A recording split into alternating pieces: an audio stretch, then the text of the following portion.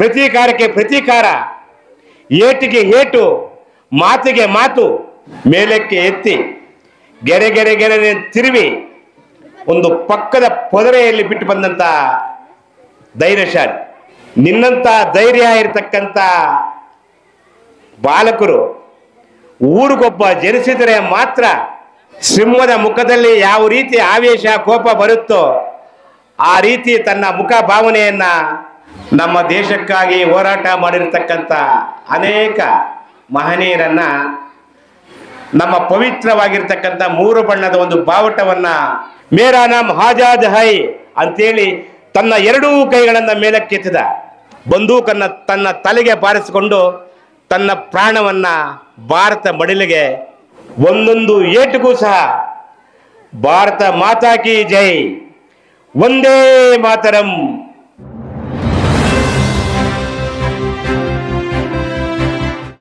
ಜೈ ಬಲೋ ಭಾರತ್ ಮಾತಾ ಕಿ ಜೈ, ಬಲೋ ಭಾರತ್ ಮಾತಾ ಕಿ. ಪ್ರೀತಿಯ ವಿದ್ಯಾರ್ಥಿಗಳೇ, ಈ ಒಂದು ಪವಿತ್ರವಾದಂಥ ಒಂದು ಸಮಾರಂಭಕ್ಕೆ ವೇದಿಕೆ ಮೇಲೆ ಆಸೀನರಾಗಿರ್ತಕ್ಕಂಥ ಈ ಒಂದು ಶಾಲಾ ನಿರ್ವಹಣಾ ಸಮಿತಿಯ ಅಧ್ಯಕ್ಷರಾದಂಥ ಅಮರಮ್ಮನವರೇ, ಮುಡಿನೂರು ಗ್ರಾಮಸ್ಥರಾಗಿರ್ತಕ್ಕಂಥ ಹಿರಿಯರಾಗಿರ್ತಕ್ಕಂಥ ಆಲೇರಿ ವೆಂಕಟೇಶಣ್ಣವರೇ, ಆರ್ ಮುನಿಯಪ್ಪನವರೇ, ಈ ಒಂದು SDMC ಕಾರ್ಯಕಾರಿ ಮಂಡಳಿಯ ಸದಸ್ಯರಾಗಿರ್ತಕ್ಕಂಥ ಶ್ರೀನಿವಾಸ್ ಅವರೇ, ಆನಂದಪ್ಪನವರೇ, ಸುಜಾತಮ್ಮನವರೇ, ಸ್ವಾತಮ್ಮನವರೇ, ಎಲ್ಲ ಕಾರ್ಯಕಾರಿ ಮಂಡಳಿಯ ಸದಸ್ಯರುಗಳೇ, ಈ ಒಂದು ಕಾರ್ಯಕ್ರಮಕ್ಕೆ ಆಗಮಿಸಿರ್ತಕ್ಕಂಥ ಪೋಷಕ ಬಾಂಧವರೇ, ಈ ಒಂದು ಕಾರ್ಯಕ್ರಮವನ್ನ ಅಚ್ಚುಕಟ್ಟಾಗಿ ಅತಿ ಸುಂದರವಾಗಿ ವ್ಯವಸ್ಥೆ ಮಾಡಿರ್ತಕ್ಕಂಥ ಈ ಒಂದು ಶಾಲಾ ಮುಖ್ಯ ಶಿಕ್ಷಕರಾಗಿರ್ತಕ್ಕಂಥ ಸುರೇಶ್ ಸರ್ ಅವರೇ, ಸೋಮೇಶ್ ಸರ್ ಅವರೇ, ಅಂಜನ್ ಸರ್ ಅವರೇ, ವರಲಕ್ಷ್ಮಿ ಮೇಡಮ್ನವರೇ, ಮುಖ್ಯವಾಗಿ ಕಂಪ್ಯೂಟರ್ ಮೈಂಡ್ ವಿವೇಕ್ ಸರ್ ಅವರೇ, ಅಡುಗೆ ಸಿಬ್ಬಂದಿಯವರೇ, ಈ ಒಂದು ಕಾರ್ಯಕ್ರಮದ ಕೇಂದ್ರ ಬಿಂದುಗಳಾಗಿರ್ತಕ್ಕಂಥ ನಮ್ಮ ದೇಶದ ಸಂಸ್ಕೃತಿ, ಆಚಾರ ವಿಚಾರ, ಧಾರ್ಮಿಕ ಪದ್ಧತಿಗಳನ್ನು ಮತ್ತಷ್ಟು ಪ್ರಬಲಗೊಳಿಸುವ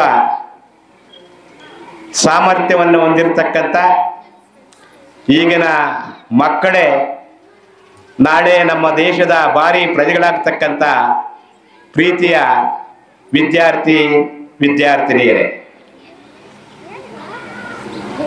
ನಮ್ಮ ಭಾರತ ದೇಶದಲ್ಲಿ ಸುವರ್ಣಾಕ್ಷರದಲ್ಲಿ ಬರೆದಿರ್ತಕ್ಕಂಥ ದಿನ ಯಾವುದಾದ್ರು ಇದೆ ಅಂತಂದ್ರೆ ಅದು ಆಗಸ್ಟ್ 15. ಇವತ್ತು ನಮ್ಮ ಭಾರತ ದೇಶದ ಎಲ್ಲ ಮತ ಧರ್ಮದವರು, ಎಲ್ಲ ಭಾರತ ದೇಶದ ನಾಗರಿಕರಿಗೂ ಒಂದು ಸಂಭ್ರಮದ ದಿನ, ಸಂತೋಷದ ದಿನ. ಇವತ್ತು ನಮ್ಮ ಭಾರತ ದೇಶದ ಪವಿತ್ರವಾಗಿರ್ತಕ್ಕಂಥ ಒಂದು ರಾಷ್ಟ್ರ ಧ್ವಜವನ್ನು ಅತಿ ಎತ್ತರಕ್ಕೆ ಹಾರಿಸಿ ರಾಷ್ಟ್ರಗೀತೆ, ದೇಶಗೀತೆ, ನಾಡಗೀತೆ ಭಕ್ತಿಪೂರ್ವಕವಾಗಿ ಹೇಳಿ ಆ ಒಂದು ಧ್ವಜಕ್ಕೆ ವಂದನೆಗಳನ್ನು ಸಲ್ಲಿಸಿ ನಮ್ಮ ದೇಶಕ್ಕಾಗಿ ಹೋರಾಟ ಮಾಡಿರ್ತಕ್ಕಂಥ ಅನೇಕ ಮಹನೀಯರನ್ನ ಸ್ಮರಿಸ್ತಕ್ಕಂಥ ಒಂದು ದಿನ. 1947ರ ಹಿಂದೆ ನಮ್ಮ ಭಾರತ ದೇಶಕ್ಕೆ ವ್ಯಾಪಾರಕ್ಕಾಗಿ ಬಂದಂಥ ಬ್ರಿಟಿಷರು ನಮ್ಮ ದೇಶದ ಒಂದು ಸಿರಿ ಸಂಪತ್ತನ್ನು ನೋಡಿ ಏನೇ ಮಾಡಿ ಈ ದೇಶದ ಸಿರಿಸಂಪತ್ತನ್ನು ಲೂಟಿ ಮಾಡಬೇಕು ಅಂತಕ್ಕಂಥ ಒಂದು ಉದ್ದೇಶದಿಂದ ನಮ್ಮ ಭಾರತ ದೇಶದ ಭಾರತೀಯರ ಒಂದು ಮುಕ್ತ ಮನೋಭಾವವನ್ನು ಅರಿತು ಇಲ್ಲಿನ ಒಂದು ಪರಿಸ್ಥಿತಿಯನ್ನು ಮನಗಂಡು ಇಡೀ ಭಾರತ ದೇಶವನ್ನು ಅವರ ಹತೋಟಿಗೆ ಪಡೆದು ಅನೇಕ ಕಷ್ಟಗಳನ್ನು ಕೊಟ್ಟಂಥ ದಿನಗಳು. ಅನೇಕ ಜನ ಭಾರತೀಯರು ನಮ್ಮ ಪ್ರಾಣಗಳನ್ನು ಕಳೆದುಕೊಂಡಂಥ ದಿನಗಳು. ಇದನ್ನು ಸಹಿಸಲಾರದಂಥ ನಮ್ಮ ಭಾರತೀಯರು ಒಂದುಗೂಡಿ ಸುಮಾರು 200 ವರ್ಷಗಳ ಕಾಲ ಸತತವಾಗಿ ಬ್ರಿಟಿಷರೊಡನೆ ಹೋರಾಟ ನಡೆಸಿ ಕೊನೆಗೆ 1947 ಆಗಸ್ಟ್ 14ರ ಮಧ್ಯರಾತ್ರಿ ಪರಿಪೂರ್ಣವಾದಂಥ ಸ್ವಾತಂತ್ರ್ಯವನ್ನು ಪಡೆದಂಥ ಒಂದು ದಿನ. ಆ 47ರ ಹಿಂದೆ ನಮ್ಮ ಭಾರತ ದೇಶದಲ್ಲಿ ರಾಜಾರೋಷವಾಗಿ ಬ್ರಿಟಿಷರ ಒಂದು ಯೂನಿಯನ್ ಜಾಕ್ ಅಂತಕ್ಕಂಥದ್ದು ಬಾವುಟ ಹಾರಿಬಿಟ್ಟಿದ್ರು. ಇಡೀ ಎಲ್ಲ ಭಾರತೀಯರು ಅವರ ಒಂದು ಬಾವುಟಕ್ಕೆ ನಮನಗಳನ್ನು ಸಲ್ಲಿಸಬೇಕು, ತಲೆ ಬಾಗಿ ನಮಸ್ಕಾರ ಮಾಡಬೇಕು, ಆ ಒಂದು ಬಾವುಟವನ್ನು ಗೌರವದಿಂದ ಕಾಣಬೇಕು ಅಂತ ಪರಿಸ್ಥಿತಿ ಇತ್ತು. ಆ ಆಗಸ್ಟ್ 14ರ ಮಧ್ಯರಾತ್ರಿ ನಮ್ಮ ಭಾರತ ದೇಶದ ಕೇಂದ್ರ ಬಿಂದುವಾಗಿರತಕ್ಕಂಥ ದೆಹಲಿಯ ಕೆಂಪುಕೋಟೆ ಮೇಲೆ ರಾಜಾರೋಷವಾಗಿ ಹಾರಾಡ್ತಾ ಇರತಕ್ಕಂಥ ಒಂದು ಬ್ರಿಟಿಷರ ಯೂನಿಯನ್ ಜಾಕ್ ಅಂತಕ್ಕಂಥ ಬಾವುಟವನ್ನು ಕೆಳಕ್ಕೆ ಇಳಿಸಿ ನಮ್ಮ ಪವಿತ್ರವಾಗಿರ್ತಕ್ಕಂಥ 3 ಬಣ್ಣದ ಒಂದು ಬಾವುಟವನ್ನು ಅತಿ ಎತ್ತರಕ್ಕೆ ಹಾರಿಸಿ ಆ ಒಂದು ಬಾವುಟಕ್ಕೆ ನಮನಗಳನ್ನು ಸಲ್ಲಿಸಿದಂಥ ದಿನ. ಈ ಒಂದು ಕಾರ್ಯಕ್ರಮವನ್ನು ನಾವು ನಡೆಸಬೇಕು ಅಂತಂದರೆ ನಮ್ಮ ಭಾರತ ದೇಶದ ಅನೇಕ ಮಹನೀಯರು ಹೋರಾಡಿದ್ದಾರೆ. ಅವರ ಒಂದು ಹೆಸರು ಎಂದಿಗೂ ಚಿರಸ್ಮರಣೀಯವಾಗಿರಬೇಕು ಅಂತ ಹೇಳಿಬಿಟ್ಟು ಇವತ್ತು ಅವರ ಕೆಲವು ಜೀವನ ಚರಿತ್ರೆಗಳನ್ನು ನಾವು ಸ್ಮರಿಸ್ತೀವಿ. ಅಂತ ಮಹನೀಯರಲ್ಲಿ ಒಬ್ಬರಾಗಿರ್ತಕ್ಕಂಥ ಚಂದ್ರಶೇಖರ್ ಆಜಾದ್ ಅವರು ಒಬ್ಬರು. ಚಂದ್ರಶೇಖರ್ ಆಜಾದ್ ರವರು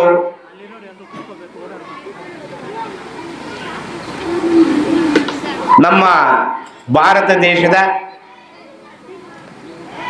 ಮಧ್ಯಪ್ರದೇಶದ ಬಾವರಾ ಎಂಬ ಹಳ್ಳಿಯಲ್ಲಿ 1906 ಜುಲೈ 23ನೇ ತಾರೀಕು ಪಂಡಿತ್ ಸೀತಾರಾಮ್ ತಿವಾರಿ ಮತ್ತು ಗಜರಾಣಿ ದೇವಿ ಎಂಬ ದಂಪತಿಗಳ ಬ್ರಾಹ್ಮಣರ ಒಂದು ಬಡ ಕುಟುಂಬದಲ್ಲಿ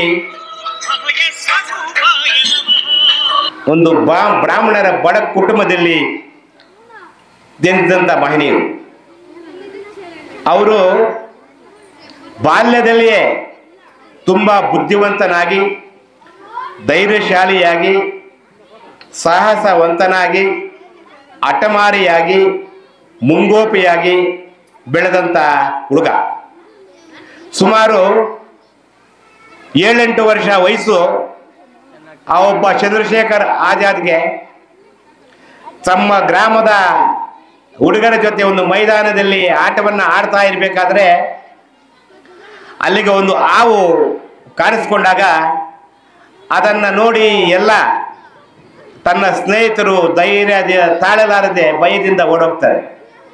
ಆದರೆ ಚಂದ್ರಶೇಖರ್ ಆಜಾದ್ರವರು ಒಂದು ಕೋಲಿನ ಸಹಾಯದಿಂದ ಆ ಹಾವನ್ನು ಪಕ್ಕದ ಮೈದಾನಕ್ಕೆ ಬಿಡ್ತಾರೆ.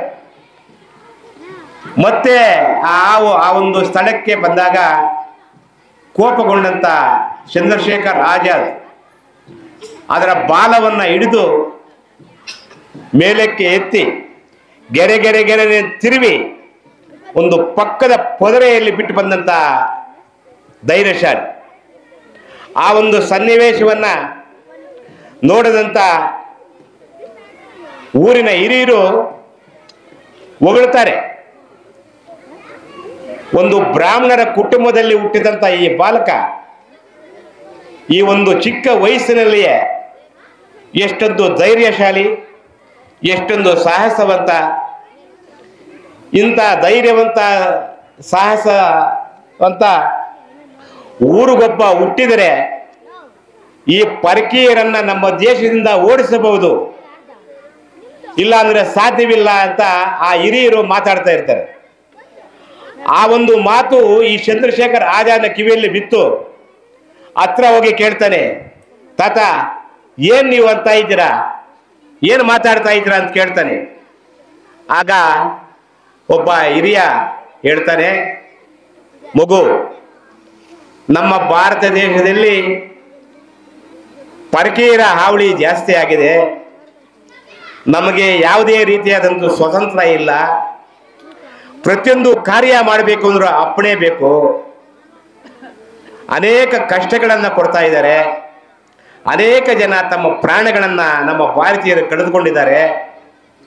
ಅವರನ್ನ ನಮ್ಮ ದೇಶದಿಂದ ಓಡಿಸಬೇಕು ಅಂತಂದ್ರೆ ನಿನ್ನಂತ ಧೈರ್ಯ ಇರತಕ್ಕಂಥ ಬಾಲಕರು ಊರಿಗೊಬ್ಬ ಜನಿಸಿದರೆ ಮಾತ್ರ ಆ ಬ್ರಿಟಿಷರನ್ನ ನಾವು ಓಡಿಸಬಹುದು ಅಂತ ಹೇಳ್ತಾರೆ. ಆ ಒಂದು ಮಾತು ಆ ಒಬ್ಬ ಬಾಲಕನ ಮನದಲ್ಲಿ ಶಾಶ್ವತವಾಗಿ ಉಳಿಯಿತು. ಮುಂದೆ ನಾನು ಈ ಬ್ರಿಟಿಷರ ವಿರುದ್ಧ ಹೋರಾಟ ಮಾಡಬೇಕು ಅಂತಕ್ಕಂಥ ಒಂದು ಛಲ, ಒಂದು ಹಠ ಹಿಡಿದ್ರು. ಆದರೆ ಮನೆತನ ತುಂಬ ಬಡ ಸ್ಥಿತಿ, ಅದು ಬೇರೆ ಬ್ರಾಹ್ಮಣರ ಕುಟುಂಬ. ಯಾವುದೇ ಒಂದು ಬ್ರಿಟಿಷರ ವಿರುದ್ಧ ಇಂಥ ಒಂದು ಚಳುವಳಿಯಲ್ಲಿ ಭಾಗವಹಿಸಿದ್ರೆ ಮನೆಯಲ್ಲಿ ಬೈತಾ ಇದ್ರು. ಯೋಚನೆ ಮಾಡಿದ, ನಾನೇನಾದರೂ ನಮ್ಮ ಕುಟುಂಬದಲ್ಲೇ ಇದ್ರೆ ನಾನು ಬ್ರಿಟಿಷರ ವಿರುದ್ಧ ಹೋರಾಟ ಮಾಡಲು ಸಾಧ್ಯವಿಲ್ಲ ಅಂತ ಹೇಳಿ ತನ್ನ 15ನೇ ವಯಸ್ಸಿನಲ್ಲಿ ತನ್ನ ಮನೆಯನ್ನ, ತನ್ನ ಸಂಬಂಧಿಕರನ್ನ ಬಿಟ್ಟು ಕಾಶಿಯನ್ನ ಸೇರ್ತಾನೆ. ಯಾಕಪ್ಪ ಸೇರ್ತಾನೆ? ಈ ಬ್ರಿಟಿಷರನ್ನ ಏನೇ ಮಾಡಿ ನಮ್ಮ ದೇಶದಿಂದ ಓಡಿಸಬೇಕು ಅಂತಕ್ಕಂಥ ಒಂದು ಹಠ, ಛಲ. ಅಲ್ಲಿ ವಿದ್ಯಾಭ್ಯಾಸವನ್ನು ಮುಂದುವರಿಸಿಕೊಂಡು ತನ್ನ ಜೀವನಕ್ಕಾಗಿ ಒಂದು ಕೆಲಸವನ್ನ ಮಾಡ್ತಾ ಇರಬೇಕಾದ್ರೆ ಅಲ್ಲಿ ನಮ್ಮ ಭಾರತೀಯರು ಬ್ರಿಟಿಷರ ವಿರುದ್ಧ ಹೋರಾಟ ಮಾಡ್ತಾ ಇದ್ರು. ಜೈ ಭಾರತ ಮಾತಾ ಕಿ ಜೈ, ಒಂದೇ ಮಾತರಂ ಅಂತಕ್ಕಂಥ ನಮ್ಮ ಭಾರತೀಯರ ಒಂದು ಕೂಗು ಈ ಬಾಲಕನ ಕಿವಿಯಲ್ಲಿ ಬಿತ್ತು. ಎಲ್ಲೋ ದೂರದಲ್ಲಿದ್ದ ಓಡಿ ಬರ್ತಾನೆ. ಆ ಒಂದು ಚಳುವಳಿಯಲ್ಲಿ ಭಾಗವಹಿಸ್ತಾನೆ. ಇದನ್ನ ಬ್ರಿಟಿಷ್ ಅಧಿಕಾರಿಗಳು, ಪೊಲೀಸರು ಬಂದು ತಡೀತಾರೆ. ಒಬ್ಬ ಮುದುಕನಿಗೆ ಲಾಠಿ ಚಾರ್ಜ್ ಮಾಡ್ತಾರೆ. ಆ ಲಾಠಿ ಚಾರ್ಜಿನಿಂದ ಆ ಒಬ್ಬ ಮುದುಕ ಪ್ರಜ್ಞೆ ತಪ್ಪಿ ಕೆಳಗೆ ಬೀಳ್ತಾನೆ. ಇದನ್ನ ಕಣ್ಣಾರೆ ಕಂಡ ಚಂದ್ರಶೇಖರ್ ರಾಜ ಅವರು ಕೋಪ ಬಂತು, ಮೈಯೆಲ್ಲ ಬೆವರೇರಿತು, ತನ್ನ ಕಣ್ಣುಗಳನ್ನ ಕೆಂಪಗೆ ಮಾಡಿಕೊಂಡ್ರು. ಸಿಂಹದ ಮುಖದಲ್ಲಿ ಯಾವ ರೀತಿ ಆವೇಶ, ಕೋಪ ಬರುತ್ತೋ ಆ ರೀತಿ ತನ್ನ ಮುಖ ಭಾವನೆಯನ್ನ ಆಕರ್ಷಕವಾಗಿ ಬಂತು. ಪಕ್ಕದಲ್ಲೇ ಬಿದ್ದಿರ್ತಕ್ಕಂಥ ಒಂದು ಕಲ್ಲನ್ನ ಎತ್ತಿ ಆ ಬ್ರಿಟಿಷ್ ಅಧಿಕಾರಿ ಅಂತ ಬೀಸ್ತಾನೆ. ಆ ಒಂದು ಕಲ್ಲು ಆ ಬ್ರಿಟಿಷ್ ಪೊಲೀಸ್ ಅಧಿಕಾರಿಗೆ ಬಿದ್ದು ರಕ್ತ ಸುರಿಯುತ್ತೆ. ಆಗ ಆ ಪೊಲೀಸ್ ಅಧಿಕಾರಿ ಕೂಡಲೇ ಅವನನ್ನ ಹಿಡೀರಿ ಎಂದು ಅಪ್ಪಣೆ ಮಾಡ್ತಾರೆ. ಉಳಿದ ಅಧಿಕಾರಿಗಳು ಬಂದು ಹಿಡೀತಾರೆ, ನ್ಯಾಯಾಲಯಕ್ಕೆ ಸೇರಿಸ್ತಾರೆ. ಆ ನ್ಯಾಯಾಲಯದ ನ್ಯಾಯಾಧೀಶ ಬ್ರಿಟಿಷ್ ಅಧಿಕಾರಿ, ಪರಕೀಯ ನಮ್ಮ ದೇಶದ ನ್ಯಾಯಾಧೀಶ. ಈ ಒಂದು ಬಾಲಕನ ಒಂದು ತೇಜಸ್ಸು, ಆತನ ಒಂದು ಮೈಕಟ್ಟು, ಆತನ ಮುಖದಲ್ಲಿ ಇರ್ತಕ್ಕಂಥ ಒಂದು ಕೋಪ, ಆವೇಶ ನೋಡಿ ಗಾಬರಿ ಆಗ್ತಾನೆ. ಹೇ ಬಾಲಕ, ನಿನ್ನ ಹೆಸರೇನು ಅಂತ ಕೇಳ್ತಾನೆ. ಆವಾಗ ಚಂದ್ರಶೇಖರ್ ಹೇಳ್ತಾರೆ, ನನ್ನ ಹೆಸರು ಆಜಾದ್, ಮೇರಾ ನಾಮ್ ಆಜಾದ್ ಹೈ, ಮೇರಾ ನಾಮ್ ಆಜಾದ್ ಹೈ ಅಂತೇಳಿ ತನ್ನ ಎರಡೂ ಕೈಗಳನ್ನ ಮೇಲಕ್ಕೆತ್ತಿದ. ಏ, ನಿನ್ನ ಸ್ಥಳ ಯಾವುದು ಅಂದ. ನನ್ನ ಸ್ಥಳ ಸೆರೆಮನೆ ಅಂದ. ನಿನ್ನ ತಂದೆ ತಾಯಿ ಯಾರು ಅಂತ ಕೇಳಿದ. ನನ್ನ ತಂದೆ ತಾಯಿ ಪಾ ಸಿ ತಿ ಎಂದು 3 ಅಕ್ಷರದಲ್ಲಿ ಹೇಳಿದ. ಏಯ್, ಬಿಡಿಸಿ ಹೇಳು ಅಂತಂದ. ಪಾ ಅಂದ್ರೆ ಪಂಡಿತ್, ಸಿ ಅಂದ್ರೆ ಸೀತಾರಾಮ್, ತಿ ಅಂದ್ರೆ ತಿವಾರಿ. ನಮ್ಮ ತಂದೆ ಹೆಸರು ಪಂಡಿತ್ ಸೀತಾರಾಮ್ ತಿವಾರಿ ಎಂದ. ಆ ಒಂದು ನ್ಯಾಯಾಧೀಶರ ಪ್ರಶ್ನೆಗೆ ಗಡಸಾಗಿ ಉತ್ತರ ಕೊಟ್ಟ. ಇದನ್ನ ನೋಡಿದಂತ ಬ್ರಿಟಿಷ್ ಅಧಿಕಾರಿ ಕೋಪಗೊಂಡು 15 ಚಡಿ ಏಟನ್ನ ಶಿಕ್ಷೆಯಾಗಿ ವಿಧಿಸ್ತಾನೆ. ಅಲ್ಲಿನ ಅಧಿಕಾರಿಗಳು ಬಂದು ಆತನ ಒಂದು ಬಟ್ಟೆಗಳನ್ನು ಬಿಚ್ಚಿ 15 ಚಡಿ ಏಟುಗಳನ್ನು ಬಾರಿಸ್ತಾರೆ. ಒಂದೊಂದು ಏಟಿಗೂ ಸಹ ಭಾರತ ಮಾತಾ ಕಿ ಜೈ, ಒಂದೇ ಮಾತರಂ ಅಂತಕ್ಕಂಥ ಒಂದು ಘಂಟಾಘೋಷವಾಗಿ ಕೂಗಿದ. ಇದನ್ನ ನೋಡಿದಂತ ನಮ್ಮ ಭಾರತೀಯರು ಆ ಒಂದು ಬಾಲಕನ ಒಂದು ತೇಜಸ್ಸು, ಧೈರ್ಯ ಮೆಚ್ಚಿ ಹೊಗಳುತ್ತಾರೆ. ತಮ್ಮ ಭುಜಗಳ ಮೇಲೆ ಹಾಕೊಂಡು ಚಂದ್ರಶೇಖರ್ ಆಜಾದ್ ಕಿ ಜೈ ಅಂತ ಘೋಷಣೆ ಮಾಡ್ತಾರೆ. ಚಂದ್ರಶೇಖರ್ಗೆ ಆಜಾದ್ ಸೇರಿ ಚಂದ್ರಶೇಖರ್ ಆಜಾದ್ ಆದ. ಹೀಗೆ ಬೆಳೀತಾ ಇರಬೇಕಾದ್ರೆ ತನಗೆ 21ನೇ ವರ್ಷ ವಯಸ್ಸು. ಕ್ರಾಂತಿಕಾರಿ ಮಾರ್ಗ ಹಿಡಿಯಲು 2 ಪ್ರಮುಖವಾದ ಗಟ್ಟಿಗಳು ಅವನ ಮನಸ್ಸಿಗೆ ನಾಟಿದು. ಅವು ಯಾವಪ್ಪ ಅಂದ್ರೆ ಜಲಿಯನ್ ವಾಲಾಬಾಗ್ ಹತ್ಯಾಕಾಂಡ, ಅಸಹಾಯಕಾರಿ ಚಳವಳಿ ದಿಢೀರ್ ಸ್ಥಗಿತ. ಜಲಿಯನ್ ವಾಲಾಬಾಗ್ ಹತ್ಯಾಕಾಂಡ ನಮ್ಮ ಇಡೀ ಭಾರತೀಯರು ಸುಮಾರು 1000 ಜನ ಬ್ರಿಟಿಷರ ವಿರುದ್ಧ ಹೋರಾಡಬೇಕು ಅಂತ ಹೇಳಿ ಅವರು ಒಂದು ಸಭೆಯನ್ನು ಸೇರಿ ಮಾತಾಡ್ತಾ ಇರಬೇಕಾದ್ರೆ ಬ್ರಿಟಿಷ್ ಅಧಿಕಾರಿಗಳು ಪೊಲೀಸರು ಹೋಗಿ ಗುಂಡಿಕ್ಕಿ ಸುಮಾರು 1000 ಜನನ್ನ ಸಾಯಿಸಿದ್ರು. ಆ ಒಂದು ದೃಶ್ಯವನ್ನ ಕಣ್ಣಾರೆ ಕಂಡಂತ ಚಂದ್ರಶೇಖರ್ ಆಜಾದ್ ರವರು ಆ ರಕ್ತವನ್ನ ನೋಡಿ, ಆ ರಕ್ತದ ಒಂದು ಕಾಲುವೆಯನ್ನು ನೋಡಿ ಆ ಮಣ್ಣನ್ನು ಎತ್ಕೊಂಡು ಪ್ರಮಾಣ ಮಾಡ್ತಾನೆ, ಪ್ರತೀಕಾರಕ್ಕೆ ಪ್ರತೀಕಾರ, ಏಟಿಗೆ ಏಟು, ಮಾತಿಗೆ ಮಾತು ಕೊಟ್ರೇನೆ ಮಾತ್ರ ನಮ್ಮ ದೇಶದಿಂದ ಬ್ರಿಟಿಷರನ್ನ ಒತ್ತೆ ಓಡಿಸಬಹುದು, ಅಹಿಂಸಾ ರೀತಿಯಲ್ಲಿ ಸಾಧ್ಯವಿಲ್ಲ ಅಂತೇಳಿ ನಾನು ಒಂದು ಸಮರವನ್ನ ಸಾರಬೇಕಾದ್ರೆ ತನ್ನದೇ ಆದಂಥ ಪಡೆಯನ್ನು ಕಟ್ಟಬೇಕು ಅನ್ನೋದು ತನ್ನ ಮನದಲ್ಲಿ ಅದನ್ನ ಇಟ್ಕೊಂಡ. ಇನ್ನೊಂದು, ಈ ಅಸಹಾಯಕಾರ ಚಳುವಳಿ ಬ್ರಿಟಿಷರ ಒಂದು ಅಧಿಕಾರ ಒಂದು ದಿಢೀರ್ನ ಒಂದು ಘೋಷಣೆಯನ್ನು ಮಾಡ್ತಾರೆ. ಭಾರತ ದೇಶದ ಯಾವ ರಾಜ್ಯದಲ್ಲಿ ಆಗಿರಬಹುದು 10 ಜನ ಸೇರಿ ಮಾತಾಡ್ತಾ ಇದ್ರೆ ಅವರನ್ನ ಜೈಲಿಗೆ ಕಳಿಸ್ತೀವಿ, ಬ್ರಿಟಿಷರ ವಿರುದ್ಧ ಏನಾದರೂ ಚಳುವಳಿ ಮಾಡಿದರೆ ಗುಂಡಿಕ್ಕಿ ಸಾಯಿಸ್ತೀವಿ ಅಂತಕ್ಕಂಥ ಒಂದು ಘೋಷಣೆಯನ್ನ ಮಾಡ್ತಾರೆ. ಇದರಿಂದ ಭಯಭೀತರಾಗಿ ಅನೇಕ ಚಳುವಳಿಗಳು ನಿಂತೋಗ್ತವೆ. ಆದರೆ ಚಂದ್ರಶೇಖರ್ ಆಜಾದ್ ಅವರು ನಿಲ್ಲಲ್ಲ. ತಂದೆದೇ ಆದಂಥ ಒಂದು ಪಡೆಯನ್ನು ಕಟ್ತಾರೆ, ಕ್ರಾಂತಿಕಾರಿ ಸಮರವನ್ನು ಮಾಡಬೇಕಂತ ಮುಂದೂಡ್ತಾರೆ. ಆದರೆ ಬ್ರಿಟಿಷರ ವಿರುದ್ಧ ಹೋರಾಡಬೇಕಾದ್ರೆ ಶಸ್ತ್ರಾಸ್ತ್ರಗಳು ಬೇಕು, ತನ್ನಲ್ಲಿ ಹಣ ಇಲ್ಲ.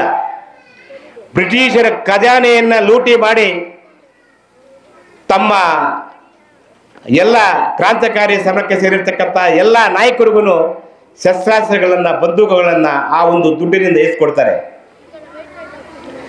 ಸೀತಾರಾಮ್ ತಿವಾರಿ ಆ ಒಬ್ಬ ತಂದೆ ಈ ಒಂದು ಮಗನ ಒಂದು ಯೋಚನೆಯಲ್ಲಿ ತನ್ನ ಒಂದು ಬುದ್ಧಿಶಕ್ತಿ ಚಂಚಲವಾಯಿತು. ಮನೆ ಬಿಟ್ಟು ಬಂದು 16 ವರ್ಷ ಆಗಿದೆ. ತನ್ನ ಸಂಗಡಿಗರು ಬಂದು ನಿಮ್ಮ ತಂದೆ ತಾಯಿಗೆ ಈ ತರ ಅನಾಹುತ ಆಗಿದೆ, ಬಂದು ನೋಡು ಅಂದ್ರು ಅಲ್ಲಿಗೆ ಹೋಗೋದಿಲ್ಲ. ಇಂಥ ಒಂದು ಸಂದರ್ಭದಲ್ಲಿ ಬ್ರಿಟಿಷರು ಒಂದು ಘೋಷಣೆಯನ್ನು ಮಾಡ್ತಾರೆ. ಚಂದ್ರಶೇಖರ್ ಆಜಾದ್ನನ್ನ ಪ್ರಾಣವಾಗಿ ಹಿಡ್ಕೊಟ್ರೆ ಅವರಿಗೆ 1 ಲಕ್ಷ ರೂಪಾಯಿ ಬಹುಮಾನ. ನೋಡಿ, ಆಗಿನ ಕಾಲದಲ್ಲೇ 1 ಲಕ್ಷ, ಇವತ್ತು 1 ಲಕ್ಷ ಅಂದ್ರೆ ಸುಮಾರು 5-6 ಕೋಟಿ ವ್ಯಾಲ್ಯೂ. ಪ್ರಾಣ ತೆಗೆದು ಹೆಣವನ್ನು ಒಪ್ಪಿಸಿದರೆ 50,000 ಅಂತಕ್ಕಂಥ ಘೋಷಣೆ ಮಾಡ್ತಾರೆ. ಅಂತ ಒಂದು ಸಂದರ್ಭದಲ್ಲಿ ಒಬ್ಬ ನಮ್ಮ ಭಾರತ ದೇಶದ ದೇಶ ಪ್ರೇಮಿ ಸೇಟು ಈ ಚಂದ್ರಶೇಖರ್ಗೆ ಆಶ್ರಯ ಕೊಡ್ತಾರೆ. ಅಂತ ಒಂದು ಸಂದರ್ಭದಲ್ಲಿ ತನ್ನ ತಾಯಿ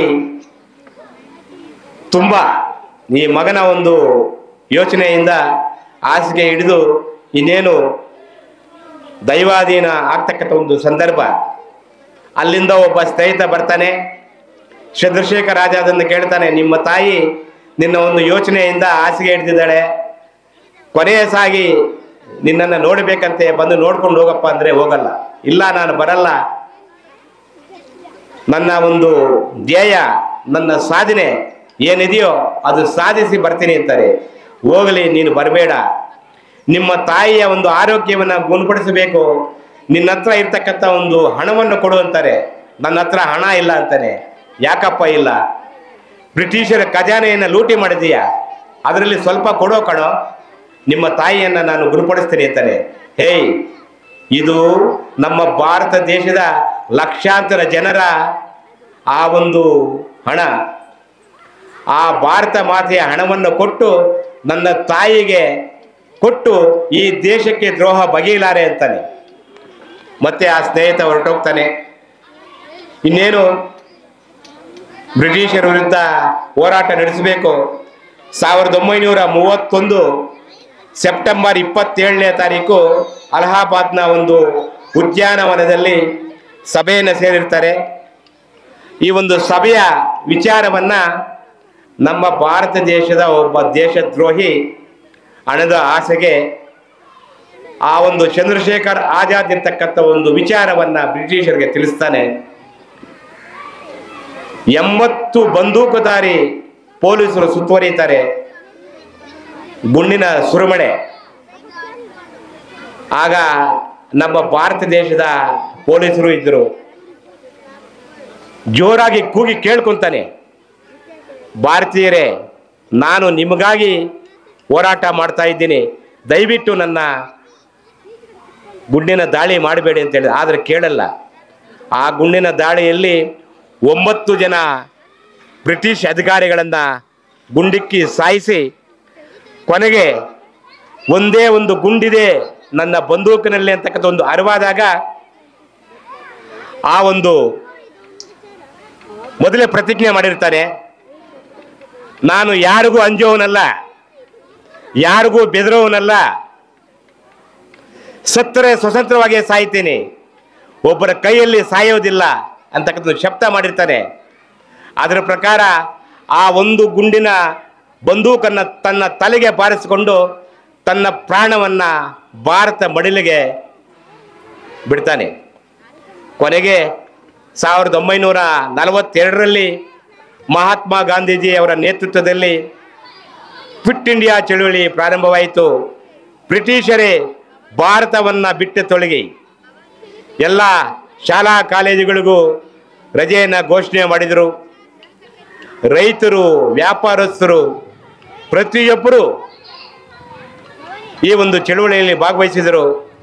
ಇವರ ಒಂದು ಬೃಹತ್ಕಾರದ ಒಂದು ಜನಸಂಖ್ಯೆಯನ್ನು ಕಂಡು ಬ್ರಿಟಿಷರು ಎದುರಿ 1947 ಆಗಸ್ಟ್ 14ನೇ ಮಧ್ಯರಾತ್ರಿ ನಮಗೆ ಒಂದು ಸ್ವಾತಂತ್ರ್ಯವನ್ನು ಬಿಟ್ಟುಕೊಟ್ರು. ಅದನ್ನು ಉಳಿಸ್ತಕ್ಕಂಥ ಒಂದು ಶಕ್ತಿ, ಸಾಮರ್ಥ್ಯ ವಿದ್ಯಾರ್ಥಿಗಳಾದಂಥ ನಿಮ್ಮ ಕೈಯಲ್ಲಿದೆ ಅಂತ ಹೇಳ್ತಾ ಇವತ್ತು ಈ ಒಂದು 4 ಮಾತುಗಳನ್ನು ಆಡಲು ಅವಕಾಶ ಮಾಡಿಕೊಟ್ಟಂಥ ವೇದಿಕೆ ಮೇಲೆ ಆಸೀನರಾಗಿರ್ತಕ್ಕಂಥ ಎಲ್ಲ ಗಣ್ಯರಿಗೂ ವಂದನೆಗಳು. ಜೈ ಹಿಂದ್, ಜೈ ಭಾರತ ಮಾತೆ.